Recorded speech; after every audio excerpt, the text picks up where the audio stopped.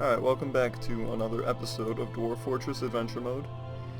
You can see that we're in a human settlement now because the dwarves kept giving me quests that led to sites that had no beasts in them, so that was cool. I'd wait like a week straight and there'd be no monsters, so right now I'm just exploring this human settlement, seeing what's going on. This is like a human keep, so it's kind of like a castle. Well, it is a castle. An interesting thing about this human settlement is that it is governed by a lawkeeper, which essentially is like, I guess, in the human civilizations, it's like the guy who makes the rules. So they don't really have a king, they just have a guy that makes the rules. So we're gonna see if he has any quests for us. Great listener. Speaking of adventure mode in general, I've been thinking about making a tutorial because I've been playing a lot of this off camera because I'd like just be traveling the world, and traveling here took me about 20 or 30 minutes of me just hitting fast travel, getting food and other stuff like that. So if you ever want me to make a tutorial on how to play adventure mode, because I've actually learned decent amount about it, and also there isn't really a tutorial on adventure mode. There's plenty of tutorials about fortress mode, but not about adventure mode, so I'd start with the very basics, like even genning a world properly for, not advanced world gen, just standard world gen, if you've never played fortress mode or Dwarf Fortress at all. Like how to create the world so it's actually entertaining for an adventure mode session, or game, however you want to call it. And then I'd go over like character creation, getting your first quest, and things like that. So we're gonna talk to the human. So yeah, let me know if you want a tutorial like that in the comments, because it'd only be like 4 or 5 episodes, but once you get the basics, once you learn how to like hunt for food and get quests, well, there's not really quests anymore, but there's like rumors. But once you learn how to do that, it's pretty much rinse and repeat until your character gets killed by pack of coyotes or something. So we're going to inquire about local trouble. They've got beasts too, which is actually interesting because the dwarves only have beasts. They have this guy named Shespa the Etten. It's like a 2-headed giant, but they're not super giant. Let's ask about the whereabouts. He's in the romantic plain, and let's ask about directions to let's see. The Tresses of Adventure is where his lair is called, so let's ask him about that. Okay, so we got a detailed description of the site. We're just gonna kind of explore what's going on here, because our poor crossbowman, who has been getting his shit wrecked because we've been attacked by wolves, and this guy has just been like our tank. I'm gonna wait for him to come down here. Let me describe how this guy looks. Well, first of all, let's describe how we look, because I think we're missing some body parts too. Oh, we just have a broken hand and a thumb that is smashed open, so we're still good on that. Let's look at our kills. We got one notable kill, which is obviously the rock that we killed, Mithe. We got a couple just wild animal kills, because I've been hunting in the wild. 6 wolves, 5 wolves. Oh, okay. It's listed in like the areas where I've killed them. So I guess 11 wolves total. 2 dingoes, 3 dingoes, 5 dingoes, a lot of dingoes. But anyway, let's look at this guy.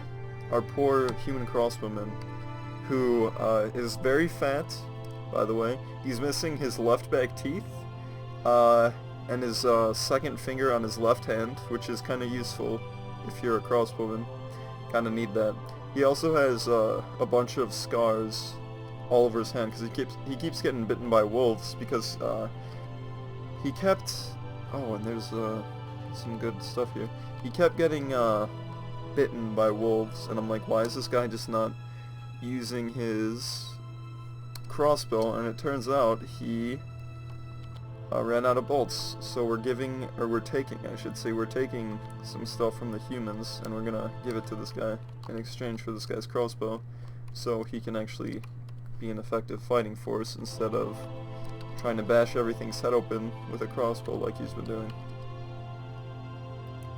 Okay, we're just stealing at this point, but who cares? They're just humans, they're not really important. Just copper armor, not really. Oh, do we want the two? No, we'll just give him the copper battle axe, that's fine. Let's get out of here. If we can. Yeah, we can, right? There we go. So yeah, let me know if you want a tutorial.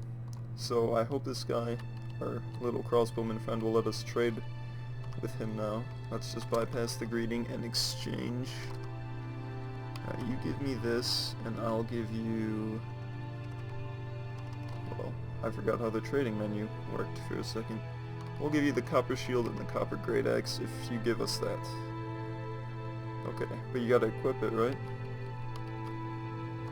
Can we, like, view you again?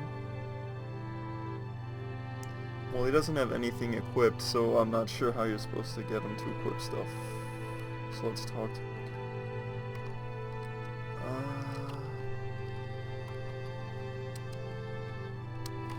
Which option will this be? I think it would be exchange, or ask for favor, place request, make demand. Nope. Okay, we'll just roll with it. Who cares if he dies? He's already kinda screwed. But yeah, this human settlement is pretty bare. There's a tavern, which we should probably go to. I'm not sure what the tavern would look like though. There's a tavern, a warehouse, some general import places, abandoned shops everywhere, couple houses. I think the tavern is this actual purple thing. Nope, it's not the tavern. But yeah, human settlements are neat compared to dwarven ones because they're just not all messed up and underground and really laggy. There's actually some sort of like there's actually some sort of structure to them. There's always a castle keep that you can find the ruler in, usually a king or a duke, but I guess in oh man, my throat just went out. In that case, I guess a lawgiver. So yeah, that was pretty cool. I'm gonna go see if I can find this Etten so we can get some action in this episode. Okay, so we've arrived at the Etten's lair, and we're actually in a tree for some reason. It's also night, so this should be interesting. Hopefully because it's night, we'll be able to catch the Etten while he's sleeping, if we can even find him. Because I have had very bad luck with finding monsters, and we're trying to climb out of this tree. So give me 1 second to read all these options, because goddamn, instead of having just above below, they want you to have every single cardinal direction possible. And I don't even see a below option. Jeez, Pete's, alright. Let's hold onto the pecan tree trunk, and then please let there be a below option. There we go. So, Jesus, this is like the worst option. It spawns me into a tree, and then it's like, hey, go through this crazy menu that just doesn't have above and below, and then that's it. There we go. Jesus, that was a lot more painful than it should have been. Okay, let's see if we can find this giant. When you're in a lair, it won't let you fast travel, and usually lairs are pretty small. They're only like 3x3, so you can usually get in and out of them really quickly, but the problem is it doesn't like define what the lair will be, and I'm saying L-A-I-R here, like a lair an animal would hide in. It doesn't define the lair in the actual map that you can free travel in, so you kind of just have to walk around and get a good grasp of what the lair is by holding like T and whatnot. But this guy, apparently this Etten isn't here again, so that kind of sucks. Okay, third time I've been interrupted, so that's cool. So again, Etten is just a humanoid monster with 2 heads. Yeah, this one is generally thin, so he shouldn't be too much of a troubled... What am I even trying to say here? He shouldn't prove to be too much trouble, even though it is CQC. But let's go ahead and just start tossing stuff we don't need, like this steel crossbow, for God's sakes.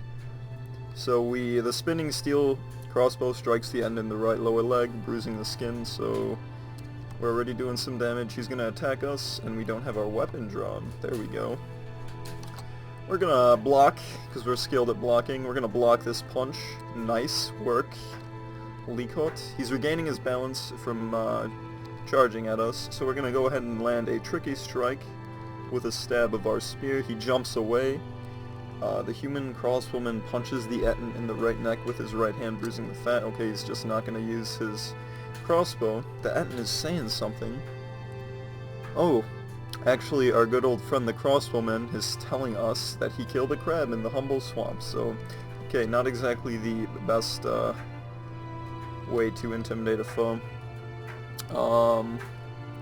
Let's strike this bad guy in the... oh yeah, I forgot these things have 2 heads, so they have 4 pairs of eyes. Let's strike him in the upper body with a stab. We miss him again, huh? He's charging northwest, so he's charging towards our crossbowman again. Let's aim at the left neck with a stab. Okay, so we got him with that, but now it looks like the Etten charged at our crossbowman friend. He's gonna keep attacking the crossbowman, so I'm gonna break loose here. Okay, he's wrestling the crossbowman now, and he's charging northwest, so he's gonna keep aiming for our crossbowman friend. Gonna stab him again. Oh, he's moved out of range. Uh-oh. Looks like our good old buddy the crossbowman has in fact died. Yes, he even says, death is all around us. This is truly horrifying. Alright, he attacks at us, but we jump away. Let's aim for his right hand with a stab. We chip the bone, and a ligament has been torn, so he's not going to be punching so good anymore. Gonna aim for the lower body again with another stab.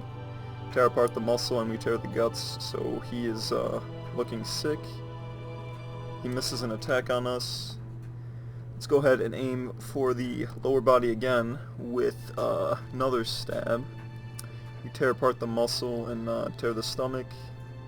That misses his attack on us, so we're going to go ahead and throw this fiber robe at him just to get it out of the way. It doesn't do anything, of course, but it's out of our inventory. Let's take this large copper dagger, and we hit him in the upper body, which bruises the fat. We're going to take this silver spear and throw it at him, bruising the skin in the right neck, and we cannot travel until we leave the site. Okay. Silver spear again. Let's see if it gets him.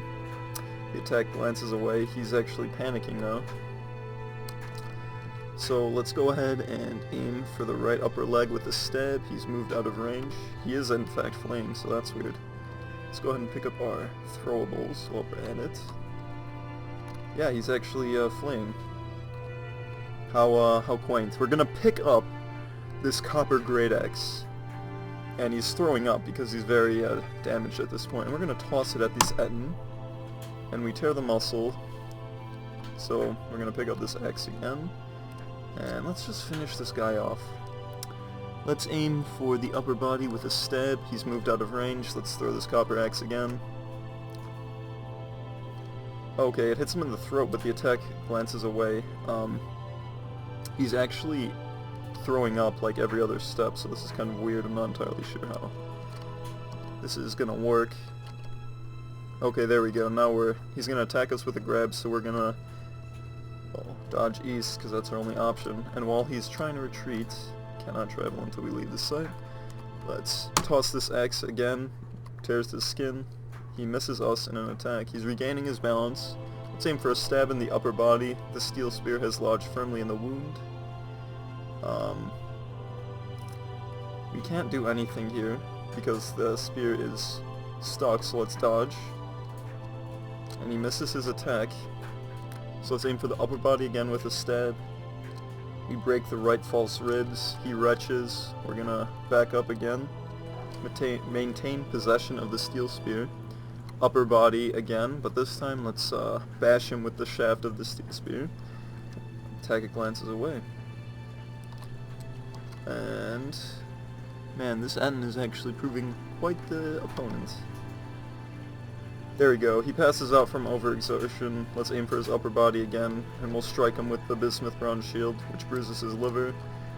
And we'll just do this until he passes out. Okay, 4th time I've been interrupted, so cool. Let's just finish off this, and we're gonna strike him in the upper body. Oh, we gotta pull a spear out again.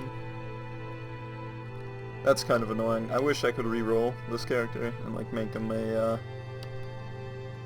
swordsman or something, because then you could slash. You can only really stab with the spear. We stab this guy in the head, and our spear again gets firmed largely in the, what am I even trying to say? Lodged firmly in the wound, that's what I meant to say. Sorry about that message right there.